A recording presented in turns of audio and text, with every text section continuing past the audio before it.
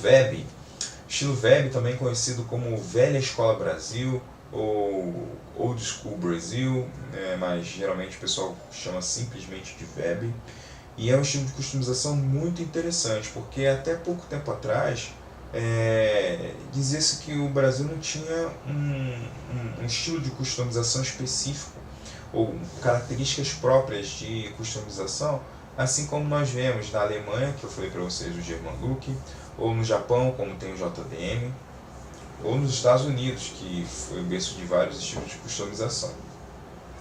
Só que as pessoas pararam para pensar, ali nos idos dos anos 2010, 12, se eu não me engano, que lá nos anos 70, 80 e 90 já se fazia customização automotiva aqui no Brasil.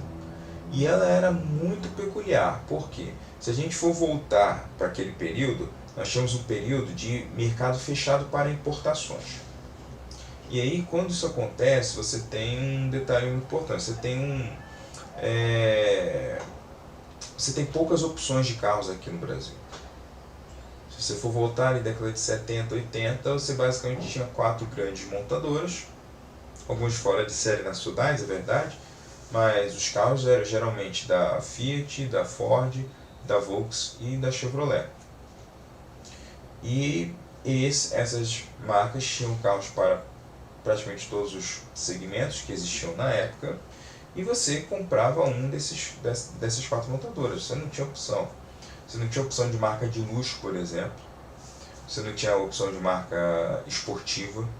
Eram carros dessas marcas que você obrigatoriamente ia comprar. E aí, para você ter algo um pouco mais exclusivo, você acabava recorrendo a 2 situações.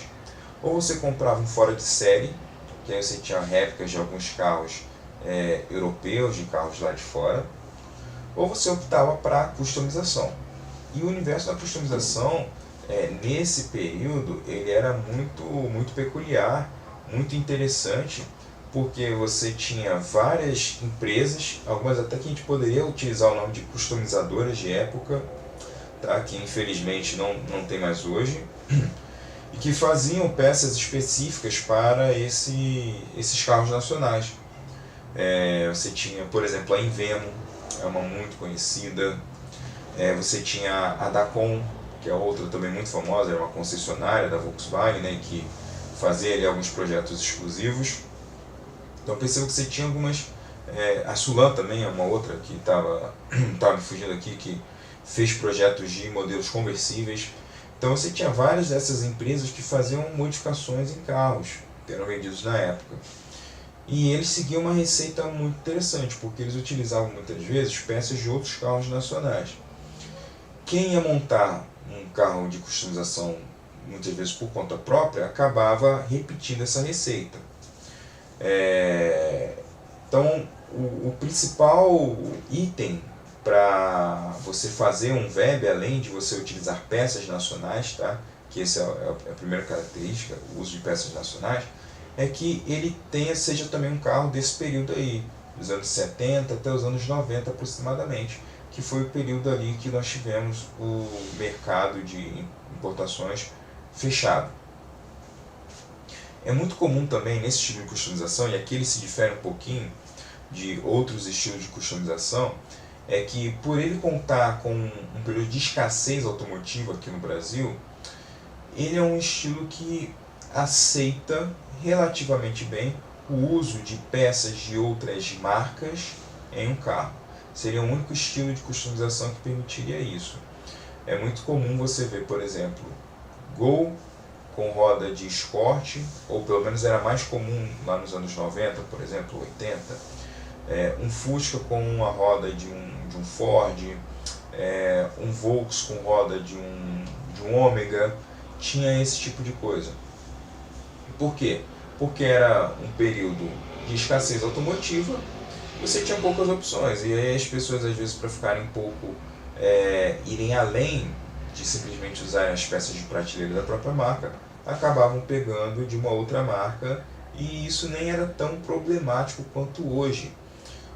Hoje, né, se você usa um acessório, por exemplo, você tem um Chevrolet, usar uma peça da Volkswagen, você está pagando mau mico, né? Você está usando uma peça ali que não tem nada a ver, que destoa.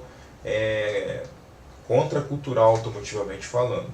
Mas naquele período não. Naquele período fazia sentido porque você não tinha muitas opções.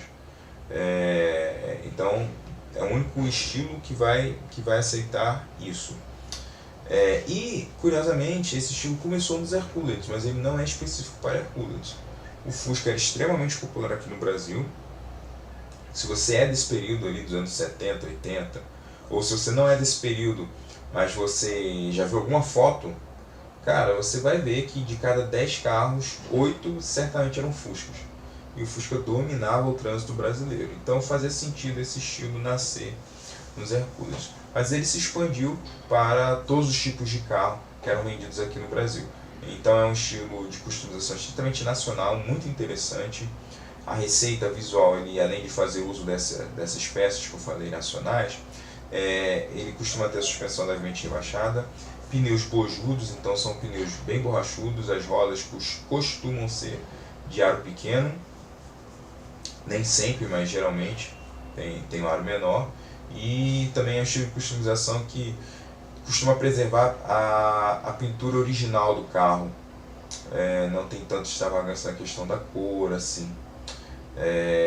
Além de acessórios também para a parte do interior. Então esse estilo de customização, estilo velho, estilo 100% nacional. Se você gosta se você é mais nacionalista, gosta de incentivar a indústria nacional, então esse estilo de customização é para você.